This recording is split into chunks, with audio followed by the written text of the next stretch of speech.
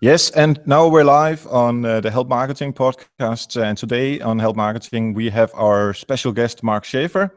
He's the author of quite a few books, actually, but the latest is Content Code. And he is also the host of one of my favorite podcasts. Welcome, Mark. I'm glad to be here with you, Eric. It's you're a podcast professional as well, so this is going to be really good. But I just said a few things about what your daily life is about, at least your professional life. Could you tell us a bit more about what you actually do in your work? Well, I am a marketing consultant, and what I really specialize in is marketing strategy. But I'm probably best known for my writing and my speaking around social media topics. I have a blog called Grow. You mentioned the podcast, which is called the Marketing Campanion.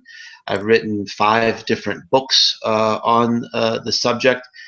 And I also teach at Rutgers University. I teach marketing in their graduate studies program. So quite a lot to do for somebody who has a lot to do with marketing.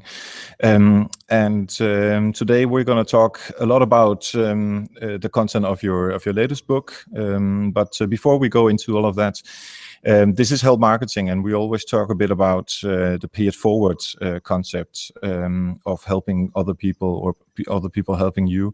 So I was hoping you had a good story from your life where somebody helped you or you helped somebody.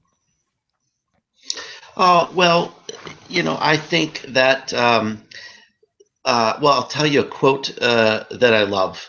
As I was working on the book, I was exploring this idea of how do you build a heroic brand, something that transcends the personal brand, something that transcends content even. And I had a quote from Ann Handley, who is one of the founders of Marketing Profs. And she said, really, the first step in building a heroic brand is elevating others. And this was a theme that I heard from a lot of market leaders. I interviewed more than 50 people for the book, and this was a common theme, this idea of servant leadership. And I don't think that's something that can really be faked. I think you really need to have that heart. And it's something I don't even think about. I mean, I'm at a very, very great place in my life where I've had a lot of amazing experiences, a great education. I've got to work with a lot of interesting companies. And so I'm in a great place in my life where I can teach. I think I'm a teacher in my heart with everything that I do. And I love mentoring people, helping people, especially if they're young and just starting out or entrepreneurs. So I devote quite a bit of my time to that. And I certainly believe that real leadership on the web begins with being a servant leader. No, that's perfect, and it's not just something that you say because you met my boss here in Bolius at South by Southwest, and I saw a picture of you and Christine on Twitter, and I was very jealous that she actually got to meet you in person. But then I tweeted you and asked you if you wanted to be here, and we don't actually know each other in any way, but you're very kind and very easy to get to say yes to this, and so it's and thanks for that of course. You're welcome. So now let's go into the actual topic of today, and we've talked quite a lot about content marketing here on the Help Marketing podcast, and as there's so much content being created right now, and you have this concept of content shock coming soon. So what is the main problem with content marketing as you see it now, and what are the consequences? Well, at South by Southwest, the speech that you referenced when I met Christine for the first time, I actually played this sound for the audience, and it got a chuckle. It was the sound of connecting to America online, the sound that you got when you plugged your laptop computer into the phone line to get the internet. You got this bzzz, whoosh, and maybe you're too young to remember that. But the point is that when I first connected to the internet, where do you go? What's really out there? And the fact of the matter is, there wasn't much. So everybody said, well, go to NASA. They have pictures of galaxies there. So I started downloading this picture of a galaxy, and I thought it was miraculous. And I waited 10 minutes for this picture to come through on my screen over the telephone line.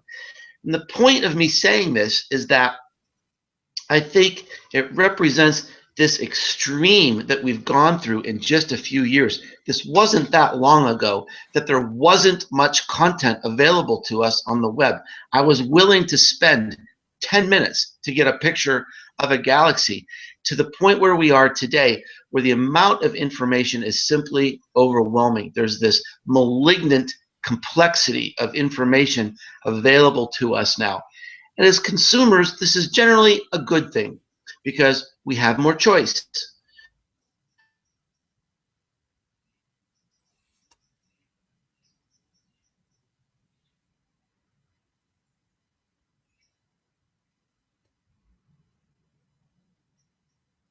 Cut through this information density and become part of the signal instead of the noise.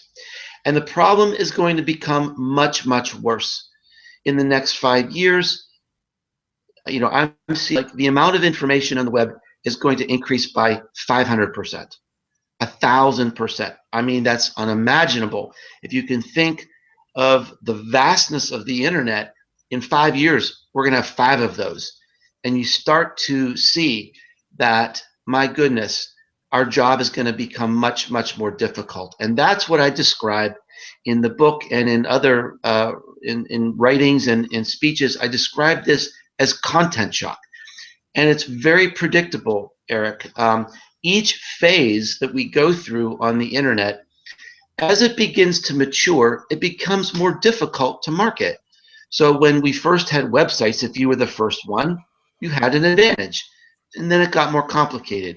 If you were the first one to figure out search engine optimization, you had an advantage. And then people figured it out, and it became more costly. It became more complicated. And that's where we are with marketing, with content marketing now. People see that it works. More and more budgets are getting devoted to creating content, which just adds to the problem. And it's not a problem for everyone. It varies by company, by industry, and I address that in the book. But this era of content shock that we're in right now, this is the defining marketing issue for every company and organization. And just to another point on this is that if you, when you have Facebook today, everything on Facebook you need to pay for it as a company. That is 5 years ago, not so much. Today, Instagram, you don't have to pay that much for Instagram, and Pinterest is the same thing, Snapchat as well. But I'm thinking in a few years that they have the same setup as Facebook has now. So as a distribution point of view, it's also every time there's a new social media that gets to grow bigger, there you need to be very fast on there in order to get the organic interest until they move on and mature, and then you actually have to pay for it. So that's a bit of a parallel that you were into the. Well, it's more than a parallel. It's a very, very good example, because 3 years ago you didn't have to pay for Facebook. So what's changed? Well, what's changed is there's too much stuff on Facebook. There are too many stories. So Facebook has to edit what goes on to the timeline. And so that means for our companies, less and less of our followers are even seeing what we publish. And like you said, a few years ago, maybe 30 or 40% of the people who follow us would see what we publish. Today, that's around 5%. Perhaps less for some businesses. And so this is exactly, I think it's a great illustration, Eric, of exactly what I'm saying. It's getting more difficult. It's getting more expensive. What are our options? And that's really what I have been thinking about for the last 18 months. What do we do? What is the answer? And that is the answer I tried to provide in this new book, The Content Code. Yeah, definitely. And I've read it, and I'm a big fan. I just want to. I just want to set up that if we're talking about content marketing, we don't want to talk about anybody who does, let's say, does it wrong or whatever, just focuses on themselves and all of that. I mean, let's keep those people out of here and just talk about the people who do the really good content marketing, where they have content that actually helps people, their clients and their users out there, and they know a bit about how to convert people into their sales funnels and all of that good stuff that a lot of us are working with and know how to do. But since there's so much content, as you say, and there's going to be even more in just a few years, so we need to fight about the time that we can get from our clients and potential clients. What are the main steps that you need to think about as a marketeer today to compensate for this? Well, I think the main direction that needs to shift is that today the focus in marketing is basically on two things. It's on what? Developing content, right? More content, better content, optimized content, more efficient content, and building an audience. And a few years ago, that was enough because content was still a novelty. You didn't even have to be that good because likely you were the only one out there producing anything of any value at all. That's obviously changed. So the focus today and the conversation that I hope to introduce here through my book is that we need a third element. Content is no longer the finish line. That doesn't mean that your job is done. Content is the starting line. It's when your work begins, because we need to focus now on ignition. The only value, the only economic value that can be delivered through your content is when people see it, when it moves, when people engage with it. And this is not just a strategic imperative to ignite our content. It's an economic imperative because that is where the value is. You could argue it's maybe the only value there is in content marketing. And so now it suggests a whole new mindset, a whole new strategy. If we need to understand how does the content move? Who makes it move? Why are they sharing it?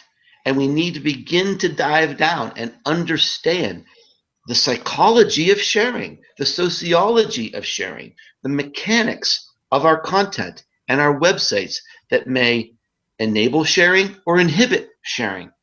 And so that is the deep dive that I take in the book, not only from a very strategic perspective, but from a very granular, how do we do this perspective. And I've outlined 6 different strategies. As far as I know, these are the only 6 things that can get content to move. So I think the book is pretty complete. Definitely, and you have this great abbreviation called badass in order to get all of them in there. Now, do people in Denmark know what badass is? Oh yes, we definitely do. No, and actually, okay, just an aside here. Did you think of the abbreviation first, or did you and then make the actual wordings? I mean, I'm guessing that you had the strategies aligned in your head, but you need to give them some names, or did you go with the names first and then? No, actually, I don't know if you can see it or not, but here, let me see if you can see the whiteboard. Let's see, right there in the whiteboard. Yep. That's where I came up with the idea. So the 6, I still have it on the board. The 6 strategies, I started playing around with them and saying, I just wondered, is there some sort of acronym that would help people remember this? And it's spelled badass. And I thought, oh my gosh, that I could have a lot of fun with that. And yeah, go ahead. No, I just wanted to, if you could just, we're not going to dive into all of them. If you just could give an overview of the six, because I think it's important just to have a little feeling of what you are talking about. So in order, B stands for branding.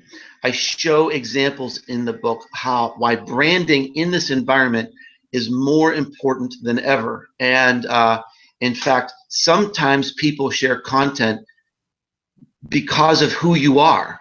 It has nothing to do with the content. So branding is very important. The second concept is A, which is your audience. And specifically in the book, I encourage people to rethink who their audience really is. And I introduce a concept called the alpha audience.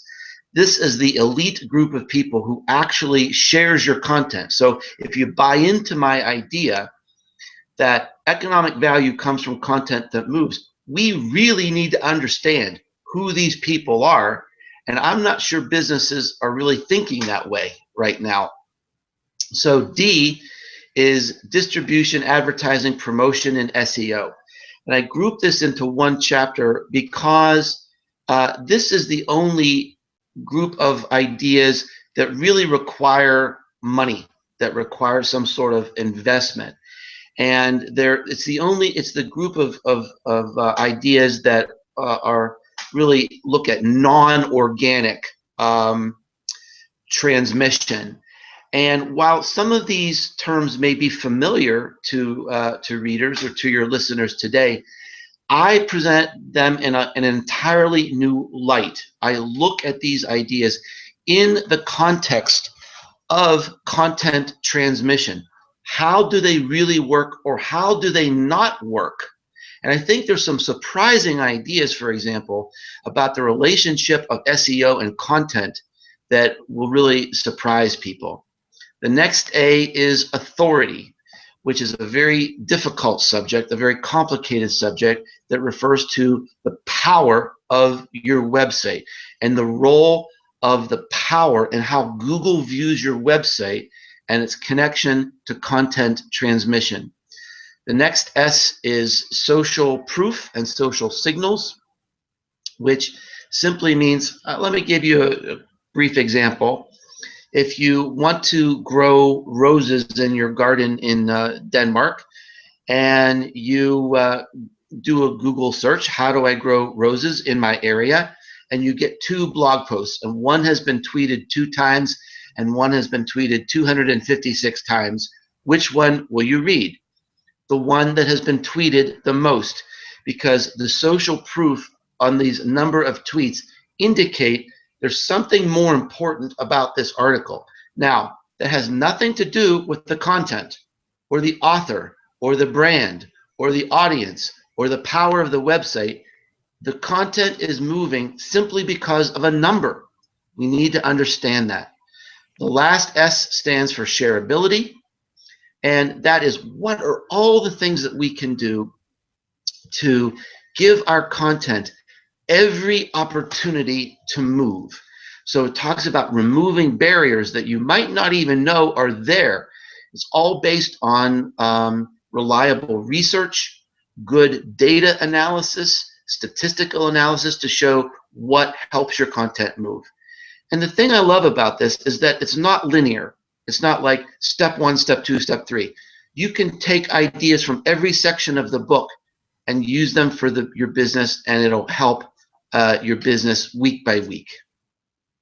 Yeah, and as I said before, I don't want to go into all of them because these are important, and we don't have time enough. I just want to go into the thing about alpha audiences, and the whole thing about creating tell me if I'm wrong, but I'm seeing this like this: a little circle, that's me, Then you have a bigger circle about around that. That's the alpha audience, people I know very well. I know them on all the social media, and I probably talk to them at least once a month or once a week, whatever. And then you have another circle about that, and these are the people that I know on LinkedIn, but I don't really talk with them every day, and people who follow me on Twitter that I don't talk to. And then you can go on and on and on, or people listen to the podcast that I and you, of course, unfortunately can't talk to every day because we actually don't know who they are. Is that a visual way of setting it up? Yeah, well, in a way, I think that's partly right. And the only thing I would change about that is certainly the alpha audience is kind of the inner circle. However, sometimes, and I might suggest most of the time, we don't know who they are. And I'll give you an example of what I mean. I got an email recently from a person in Canada, in Nova Scotia. He said, "We've never connected before. You've never heard of me. But I have bought all of your books. I read every one of your blog posts. I print them out and hang them in my office so people can read what you're writing about. We are using your ideas in our client presentation, and I recommend your books every day." Now, this is a person who is impacting my business. He's recommending me as a thought leader. He's buying my books. He's recommending my books to others. He's creating a new audience for me among his clients and his friends. And I never knew he existed. So this is an example of, we call this dark social media, where he is transmitting my content in a way I can't see. There's another area I talk about in the book, kind of in the middle, that's gray social media, where people are sending us these important small signals saying, "I care about you. I love you and your company." But our metrics, our analytics today really aren't tuned to pick up those messages. And even though they're quiet, that doesn't mean they're irrelevant. So we need to find new ways to pay attention, because the studies would show 2% or less of our audience is sharing our content. So that's where we need to focus. Sometimes we can't see these people, or they're telling us that we're there and we're ignoring it. So we need to focus on who is this important group sharing our content, impacting our business. How do we grow that 2% to 3%, to 4%? How do we reward them, acknowledge them, and nurture them to do more? So if our Canadian friend didn't write to you at any point and was just promoting you without you knowing it, and of course you already asked the question, how do we actually create people like that? And that's the ignition part, I'm guessing. And how can we repay them, or at least scale this so that we can give them even more good stuff? Because if they're already our ambassadors, then we want to give them even more love, let's say it like that. Yeah. Well, I think if they truly are in the dark, if they're only transmitting our content through email or private messages or text messages that we may never see, it's conceivable that we may never know them. So the strategy might be, how do we bring them out of the dark and into the light by encouraging some sort of interaction, some sort of benefit that they would only gain from a public interaction with us. So that may be a strategy. I think something that's more interesting to me is the messages that are out there that we may ignore. So I'll give you an example. When I was at South by Southwest, someone took a picture of me with a friend of mine, and they published it on Twitter, and someone responded referring to the photograph, "Those are my two favorite bloggers." Now, I had never heard of this person before. As far as I know, they had never tweeted me before, but she was raising her hand and saying, "You're my favorite blogger." Now, if I'm just looking at a social media analytics program, that is going to get lost. That's going to be counted as a mention, perhaps an influence on positive sentiment. But she is sending me a signal saying, you're important to me. How do I capture that? How do I find out more about her and encourage her to react and engage in a bigger way that creates more value for my business? That's where I think there's a lot of rich opportunity that businesses need to discover. Yeah, definitely, and especially since we're both podcasting, and podcasting is one of those medias that's really difficult to actually have an interaction with people, because right now you and I are just talking and people are listening. So one of the ways of getting people out of the dark would be to say, hey, send me an email, erik@nogmaal.dk, which is my email address, and tell me what you think about this episode, or what you think about Mark, or whatever. And that, but again, this is really difficult to scale, because if it's 100 or 1,000 or 10,000 people listening, that's difficult to answer all of that. So, and then there is this, and this is one of the last questions I want to ask you before your a few pieces of advice, is your opinion on CRM. Or social CRM, whatever we call that stuff, because that is one way of scaling this. But what do you think about that? Well, I've talked to quite a few companies about this, and because as I was writing the book, I wanted to be sure that I wasn't raising a problem that really wasn't there, that there was technology that would help us do this. And what I confirmed is basically that no, there's not. This is something that needs to be developed. It's the real insight and wisdom doesn't come from big data. It doesn't come from a pie chart of averages. It comes from the little data. It comes from one small voice that has a new idea, or one small voice that's sharing your content in a special way that's creating new business for you. And that's what we need to unearth and understand. And so I think there's going to be innovation in that area. And that chapter of the book, the whole alpha audience idea, I think that I'm getting more comments and more support on that chapter than any other chapter in the book. So I think that has really ignited a conversation about understanding these important people. Yeah, and I agree very much with that. I can definitely understand that. I'm hoping that that you on the Marketing Campanion, and you always start with a little new service that you guys came up with from the labs. I'm definitely hoping that this will be one of those services. Listen to the Marketing Campanion. It's quite a good laugh. Yeah, thanks. Just before you're going to give us a few pieces of advice on how to make really content that ignites, I just want to talk briefly about the Patreon campaign that we have for Help Marketing. So if you're listening to this podcast and you're getting some value out of listening to Mark and me talking about this, then you could go to patreon.com/eriksings. And you can donate whatever amount of money you want, if it's 50 cents or $1 or $5, whatever you think it's worth.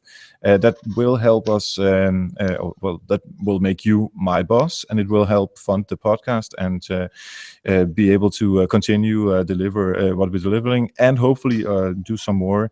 And so right now, the next goal that we want to achieve is to be able to do a quarterly Help Marketing with all the Patreons out there, that we help each other with the problems that we have. So it's a bit of a group where we can share the problems and help each other, and then within this Patreon community. So if that's interesting to you, go to patreon.com/eriksings. So now everybody is waiting for how can we actually create some content that will go, well, not viral in the way that we want to have a billion views on YouTube or something like that, but just something that really ignites people and that does make a difference in their lives. Yeah. Well, it's a big question, and I think my book is about 270 pages of ideas about that. But I think one theme that goes throughout the book is trust. Is that we share content for emotional and intrinsic reasons. We share content because it says something about us. It makes me look cool. It makes me look relevant or interesting. We share content to help others because we think we want them, or, oh, look at this, my mother would love this article. So people share content in general for emotional and intrinsic reasons. And yet, as companies and organizations, we try to use economic things like SEO and advertising and promotion to get people to share content. It doesn't work.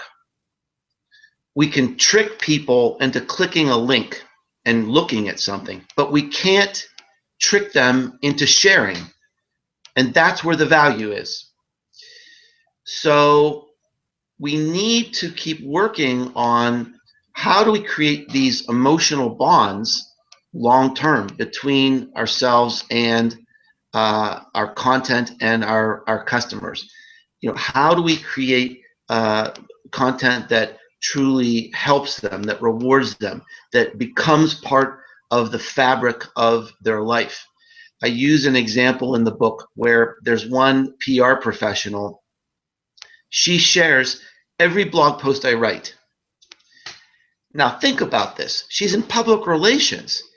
Everything she tweets is part of her identity. And she tweets everything I write. Sometimes she doesn't even read it. I said, why would you do that? She said, I trust you.